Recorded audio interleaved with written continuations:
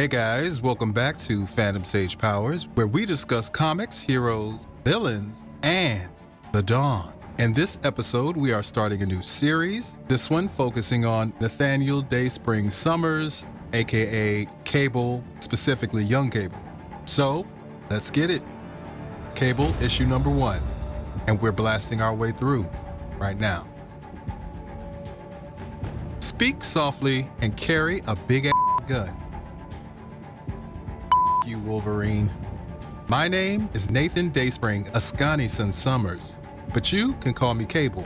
I'm fighting my Uncle Logan in one of the first battles in the Quarry. I know it seems like he has me right where he wants me, but watch this move. Time out? That a joke? Bringing a human idea like that into our dojo? I'm not just looks and brains. I have telekinesis. Stop! He killed one of my favorite guns, but I still got a use for it. I gotta sheathe those claws so I can get in close. You're only honking me off, kid. Use that heavy metal skeleton against him. Let's finish this. I got a double date. Aw, is little Logan's metal ass too heavy to move? You're not gonna kill me, are you? Cable is victorious by pinning. Witness mutant supremacy. Yes! For the record, I wouldn't have bet against Old Man Cable. Give the bottle here, Callisto. Damn. Yeah! I guess you never bet against the Summers. Nice scrap, kid. You're lucky I don't want to tell your old man his son is in resurrection protocols, and you cheated with that TK.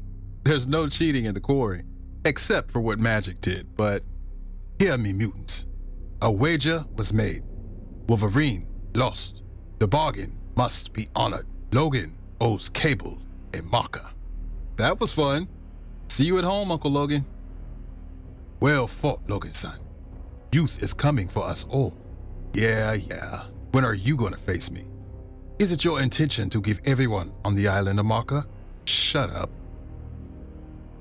No longer the grizzled time-traveling fighter, the young Cable is ready to make the most of life on the mutant island nation of Krakoa. Luckily, there's plenty of trouble to get into. Really testosteronific, Nate. My sarcasm detector is redlining. So, where are we going to celebrate? Tokyo? Hong Kong? Hanoi? I already made reservations for, excuse me? Cable? Hey, you're Curse, right? Yeah, I was playing with my friend, and then he ran off to the bad place, and I'm afraid to tell the old mutants because I don't want him to get in trouble. You sure you didn't curse your buddy? Just kidding.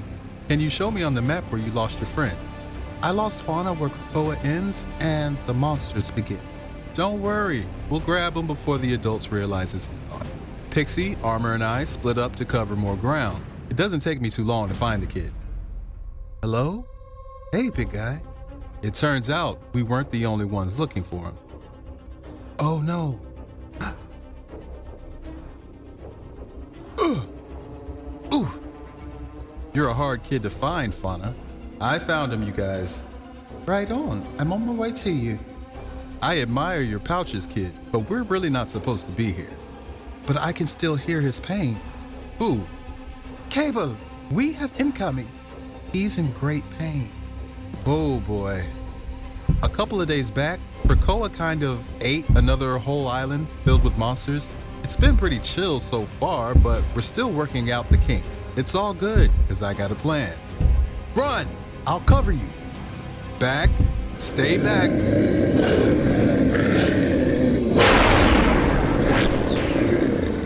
Stay here where you're safe, buddy. No, don't leave me. I have to help, but here, a little dust to show you there's nothing to be afraid of. Yay. So fun. Have a present. Thanks, buddy. I didn't get you anything. you f***ing sh**. That's my last grenade. Let's see if the charms work on our friend here.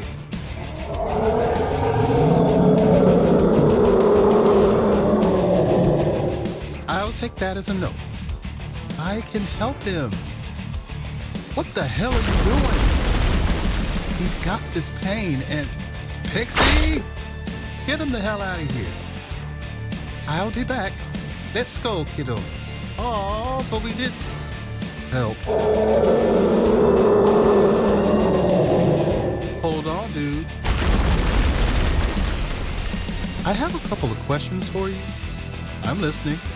Did you know, back when you were an old man, when you recruited me for X-Force, that you and I were going to be friends here on Krakoa? I don't know what that old dude was ever thinking, but I'll tell you what I'm thinking. Hey, what is that jammed in its paw? Is that metal? I thought maybe Fauna was talking about its spiritual pain or something. Only one way to find out, I guess. All right, let's go for it. I got an idea. You think you're strong enough to hold that leg up for a moment? Of course. How are you going to teach it to stand up? With a really big gun. Here, boy. Sorry about this.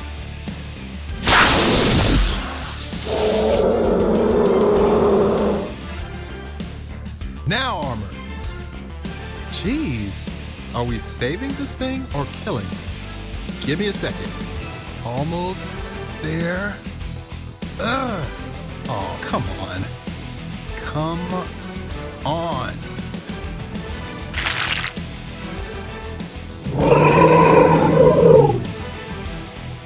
This is so cool.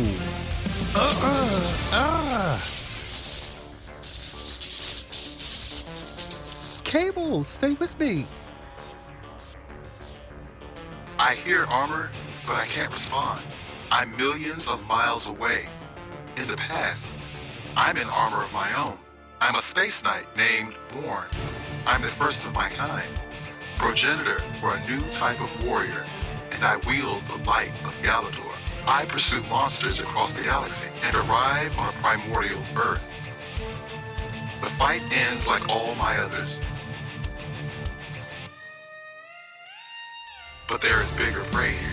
The big alpha dog does his duty and pays the price. The knight's journey is at an end. In his last moments, he felt fear and relief. Did I get Cable killed? Maybe. I'm sure we'll figure out some other story to tell. It was a space knight. So cool. He's fine. I wouldn't touch that sword again. It pretty much blew your whole up. No, it's okay. I just got a psychic flash of the first owner. This is supposed to happen. I can feel it. Big guns were the old guy's thing. I always wanted a big-ass sword. I thought everyone was crystal clear. No Monster Island. It was all Cable's idea. Hi, Dad. See ya, Cable. How cool is this? It was stuck in the paw of this huge beast, and I pulled it out of his wound that wouldn't heal. And when I touched it with my metal arm, I got a flash of a knight fighting these dog-like monsters. But it was like a robot knight, not a human. I think this metal is too light to be from Earth. I wonder where it came from.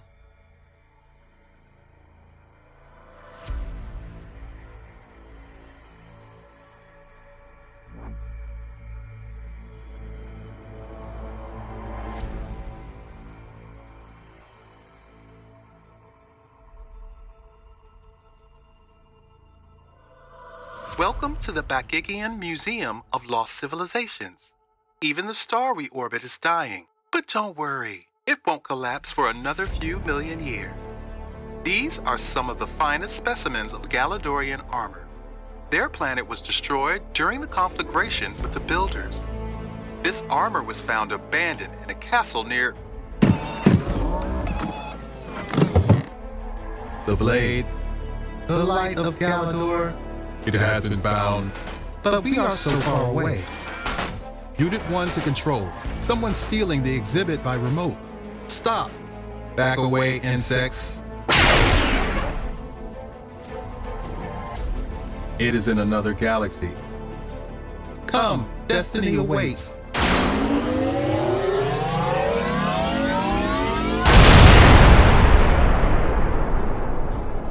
The position of the stars. We've been hibernating longer than anticipated. Over 3 millennia. No matter. The light of Galador can restore everything we desire. No one will stand in our way.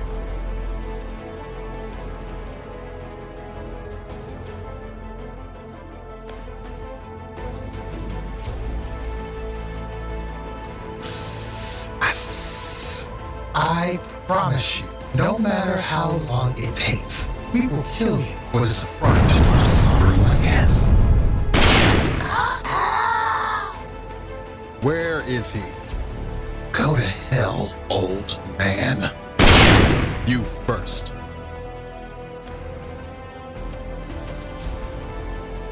I will continue to update this log to include all pertinent details of the hunt and the unlikely event that I failed. I have rooted out the legion of demons on Earth, but they have fled off-world with hostages. They've cursed me and sworn they will have vengeance. I don't believe in curses, but I do believe in vengeance, so I have arranged transpo to their territory and will pursue them until the job is done. The lives of the hostages will remain my top priority, but I cannot guarantee their safety or mine. I am marking my path through this hell with arrows formed of rocks. The locals fear they are magic that they don't understand and are giving them wide berths. Time is short for the hostages and for Earth. I suspect the demons are attempting to replicate the old spell that caused Earth to nearly burn in an inferno of hellfire.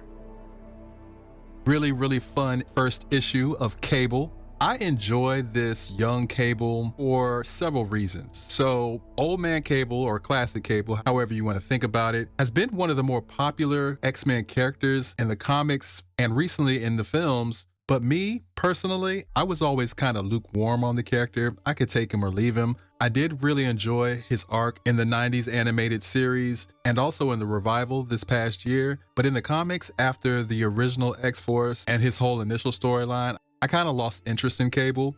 But this young Cable has a different set of opportunities than Old Man Cable had because he is in his youth and he's around fellow mutants and also not in a post-apocalyptic wasteland. And that obviously is going to make a huge difference. On the flip side, this means that he has spent less time on the battlefield in that hardened post-apocalyptic landscape. So his battle prowess is nowhere near the level of Old Man Cable, and it will never be on that level, but it will end up being different because he will have a whole different set of adventures and challenges that he'll experience that Old Man Cable never did. Young Cable is funny. He has a great personality. He's very popular, which is great to see. And he is a Summers through and through. He talks good smack and can back it up. He doesn't take himself too seriously and is a hero in the purest sense of the word, always ready to jump in, always ready to defend, protect, and be the man of the hour. This version of Cable makes me see him as a leading character, a main character, a front man, if you will. I love the fact that he's going on a double date with Pixie in armor, and he's definitely got swag. He has some pretty potent riz, and I love that for him. At the beginning of the issue, we see a 1v1 match between him and Wolverine, and he calls Logan Uncle Logan, which is interesting as we know that Logan does live at the Summers house with Cyclops, Jean, Havoc, Vulcan, Rachel, and Cable. And again, this is alluding to the special relationship that exists between Jean, Cyclops, and Logan. So it would seem that this is a generally accepted dynamic between those three and that they are a power throuple. I love that. I'm here for it. We are introduced to two new young mutant characters, the first being Curse. Although if anyone else is familiar with this character, please let me know. I don't believe I've ever seen this character before. I love the design of both Curse and her friend. Fauna obviously has a mutant ability that has to do with animals and wildlife, as he can sense the pain of that big alpha dog. I'm curious to know what else he can do because he did keep saying that he could help him. I don't know, but maybe he would have been able to tame that creature, communicate with it in some way, but we weren't able to find out. Pixie in armor giving Cable some backup as he tried to take down this alpha dog. Pixie has always been an intriguing character to me. She's one of those mutants that exist within two camps, which is mutantdom as well as the mystical side. A piece of her soul was fractured and removed, which was forged into a soul dagger by magic, and that space in her soul was filled with black magic. So it was almost as if her mutant powers and physiology merged and adapted with the magic she gained, because her actual mutation includes her wings as well as being able to produce a hallucinogenic dust. I believe she can also spit a corrosive acid. But after her experience in Limbo and the Soul Dagger, she also gained the potential to cast spells. One of her main spells is a teleportation spell. She also can summon her Soul Dagger, and it would appear that the hallucinogenic dust that she can produce, she can also change to produce different effects. I'm not 100% sure on that, but that's the way I interpreted it when she said, "Let me see if my charms will work on the beast." Things get really interesting when Cable sees what's causing the beast pain, which is something metal lodged in its foot. Upon releasing it, the beast runs away and he realizes it's a really big sword, which has a really cool design. He has a vision of the original Galadorian Space Knight, which, if you're not familiar with Space Knights, the character known as Rom the Space Knight was briefly a part of Marvel Comics, but was really originally a toy that was kind of marketed to be in the comics, but due to legal circumstances, they kind of rolled him back out of the comic. So a lot of the story elements that included Rom the Space Knight were largely abandoned, like the Wraiths and the Dire Wraiths storyline, and seemingly the whole overarching story of Galador and what happened to the people of that planet. But it seems like they are reintroducing this alien cyborg warrior race back into Marvel, which is pretty cool if you ask me. I'm unsure of how the licensing works on these types of things, but perhaps it was only Rom the Space Knight that was off limits, or maybe that whole restriction expired. I'm not sure, but it's really cool to see these Space Knights re-enter Marvel lore because their story is really interesting. We get a stinger type of scene at the end of the story of some sort of hellish planet and this huge crab demon trying to fight and curse somebody who's attacking it. And we find out it's Cable, old man Cable, classic Cable. And he is doing, as we would expect, what he does best, which is being a one-man army. And he is fighting actual demons. Doesn't mince words, or I don't believe it was hyperbole, but these are actual demonic creatures.